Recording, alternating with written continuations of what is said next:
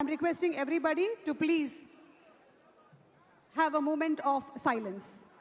This is to Andesri Garu.